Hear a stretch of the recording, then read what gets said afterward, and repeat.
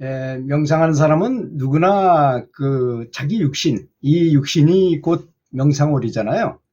그래서 우리는 명상홀 속에서 늘 상주하고 사는 것입니다.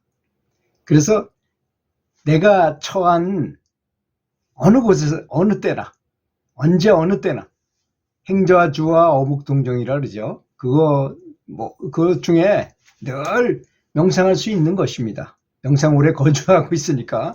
또 어떤 분들은 뭐 성소라고 말하고 신이 거하는 곳이라고 말하고 우리 육신이 굉장히 중요한 것이죠. 그러니까 잘 다스려야 되고 잘 보관해야 되고 잘 관리해야 되는 것이라고 생각합니다.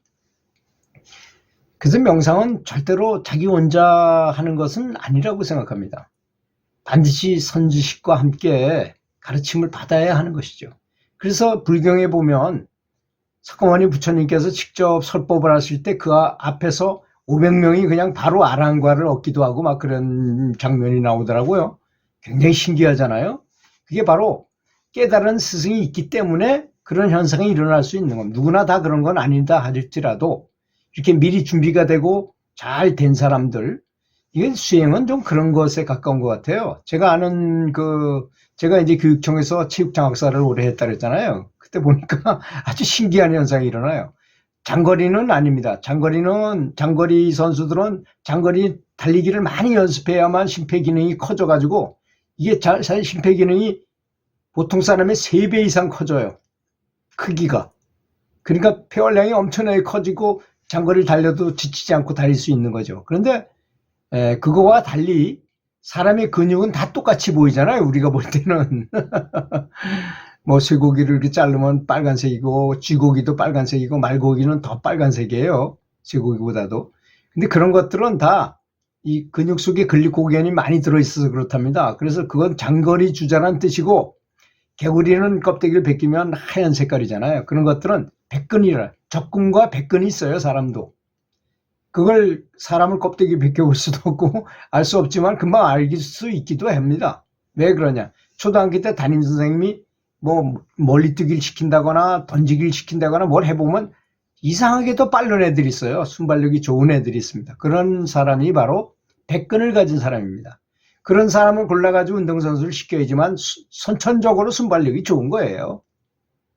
그래서 세계적인 테니스 선수나 뭐 다른 야구 선수나 이런 사람들은 뭐 선천적으로 그렇게 백근을 가지고 태어난 겁니다. 이 사람은 이건 어쩔 수 없어요. 백근을 가지고 태어난 사람만이 할 수 있는 거기 때문에. 만약에 내가 저는 적근을 가지고 태어났더라고요. 안타깝게도. 좀 백근을 가지고 태어났으면 더 좋았을 텐데. 그래도 훈련을 통해서 많은 부분은 빠르게 해가지고 제가 테니스 치다가 짧게 친 거는 다 어지간하면 다 뛰어요. 빨라지더라고요. 왜? 예측을 빨리 하거든요. 그 대신. 발이 느린 대신에 예측을 빨리 하니까 그게 가능해지더라고요. 그러니까 이 수행이라는 것도 마찬가지라서 깨달은 스승이 있어서 이게 이런 거잖아요. 우리가 말로 해가지고 설명할 수 있는 것 같으면요. 그냥 배우면 됩니다. 많이 듣고 지식을 쌓으면 학자가 되거나 뭐 박사학위를 받거나 뭐 대단한 뭐 연설가가 되거나 이런 건 가능할 겁니다. 그렇지만 이 명상이라는 것은 그런 것이 아니고 아예 우리의 생각 자체를 뛰어넘은 데에 그 목표가 있어요. 그래서 보통 정신 가지고는 삼매에 들어갈 수가 없잖아요. 완전히 보통 정신을 버리고 생각을 없애고 트랜스 상태로 완전히 뿅 가서 멍청한 상태로 빠져야만 삼매라는 곳으로 가서 지혜가 일어나고 깨달음을 얻는다는 거잖아요. 그렇기 때문에 자기 혼자서는 못하는 것이고 반드시 선지식이 힌트를 주고 정보를 제공하고 그래야만 언젠가는 깨닫게 된다는 것입니다. 그런 말은 또 선지식과 항상 늘 함께 있으라는 말은 아니라는 것입니다. 또 따지고 보면 어떻게 선지식께서 바쁘신 분이 늘 우리를 따라다니면서 개인 지도처럼 일일이 하나씩 가르칠 수 있겠습니까? 그거는 어려운 일이기 때문에 이제 스승께서 가르칠 때 법력을 이미 전수해 줘요. 이건 눈에 보이지 않는 부분이니까 받았는지 안 받았는지도 모르지만 실제로 내면에서 일어나는 일이었습니다. 그건 뭐냐? 나를 잡고 있던 과거에 있는 그 업장을 다, 카르마를 다 지워버릴 수 있으세요. 깨달은 스승께서는. 그렇게 해드리고, 그 다음에 수행을 어떻게 하라는 매뉴얼을 가르쳐 주십니다. 그 매뉴얼을 배우고 그분이 가르친 법력을 그대로 전수받고, 그 다음엔 문제가 뭐냐. 그 다음엔 스승과 늘 명상할 수 없기 때문에 스승과 같은 분위기를 만들어라 하는 취지에서 단체로 모여서 명상을 하라고 하는 것입니다. 단체로 명상하게 되면 한 사람의 힘은 약하더라도 두 사람이 모이면 두 배로 세지고 10사람이 모이면 10배가 아니라 이건 시너지 효과가 또까지 더해져 가지고 굉장한 효과를 가져오게 됩니다. 그래서 마치 스승과 같이 있는 정도의 에너지 마당을 만들 수가 있습니다. 그래서 단체 명상은 가장 중요한 우리 명상의 대표적인 어드밴티지인 것입니다. 그걸 모르고 단체 명상이 자주 안 나간다. 바쁜 일이, 그거보다 더 바쁜 일은 없을 거예요. 사실 우리가 엄밀하게 인생을 바라본다면. 그렇지 않습니까? 우리가 몰라서, 돈이 없어가지고 빚을 많이 져고 빚을 갚기 위해서 또는 또 돈을 벌기 위해서 또는 명예를 높이기 위해서 여러 가지 이유로 해서 지금 손님이 자꾸 오니까 손님을 받아야 되기 때문에 내가 못 간다는 중 이런 이유를 대서 그렇죠. 그것도 버릇에 불과한 것입니다. 사실은 그거 안 한다 그래서 죽지 않고 그거 안 한다고 가난해서 먹을 게 없거나 그러지 않거든요. 사실 그럼에도 불구하고 우리는 안 간다는 것입니다. 단체 명상에 가야만 많은 사람들의 시너지 효과가 스승이 가르쳐준 매뉴얼을 다 알고 있는 사람들이에요. 이분들이 또 그런 생각을 가지고 명상을 합니다. 그러니까 서로 굉장한 큰 영향을 준다는 거죠. 단체 명상의 힘은 너무나 크다는 것 알아야 될 것입니다. 그리고 이제 이 매뉴얼을 가지고 생활을 해야 되는데 계율을 지키면서 계율도 가르쳐주고 지켜야 될 거 어떻게 해라 이런 거를 많이 배웠기 때문에 그걸 바탕으로 해서 이제 자기 주도적으로 창의적으로 살아야 되잖아요. 내가 알아서 이 삶을 살아가야 되는 것입니다. 그때 이제 도반들과 대화를 많이 하고 또 서로 정보도 많이 교환하고 하면 굉장히 유리해지죠. 아주 자기 잘난 척하고 아무것도 배우지 않고 사실 세속적인 것도 많이 배워야 될 게 많다고 생각합니다. 저는. 왜 그러냐. 다른 건 몰라도 대인관계에서 사실 이 삶이란 대인관계를 통한 사랑의 실천을 배우기 위해서 인생으로 태어났다고 그러더라고요. 어떤 선지식께서 말씀하시는데 저는 그 말에 아주 깊이 공감합니다.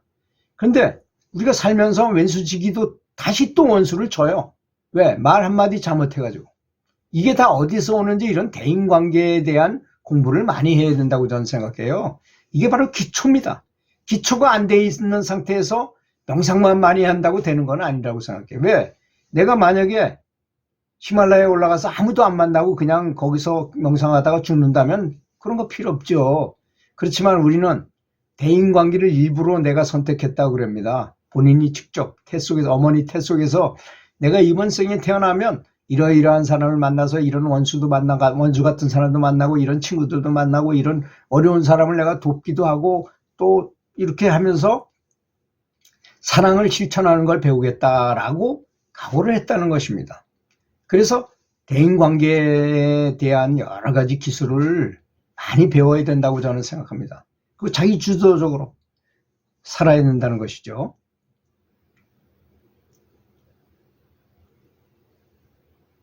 그리고 나를 깨닫기 전까지는 선지식의 가르침 없이는 될 수 없다는 것을 반드시 알아야 된다는 것입니다.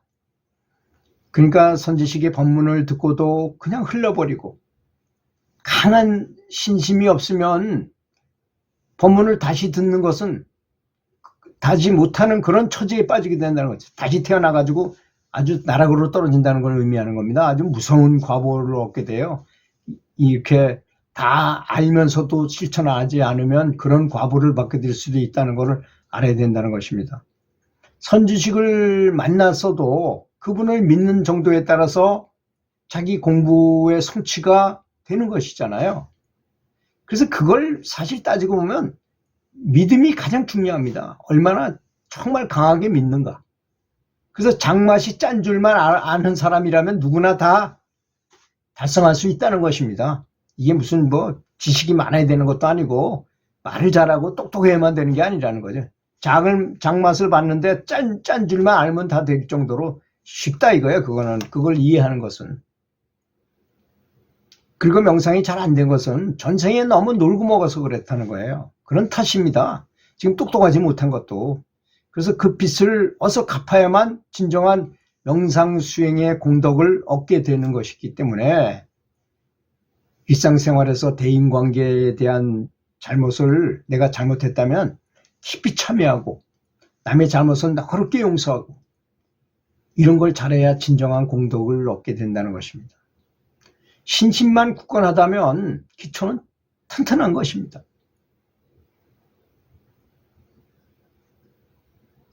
명상은 평범한 언어에 의한 지식 공부가 아닙니다.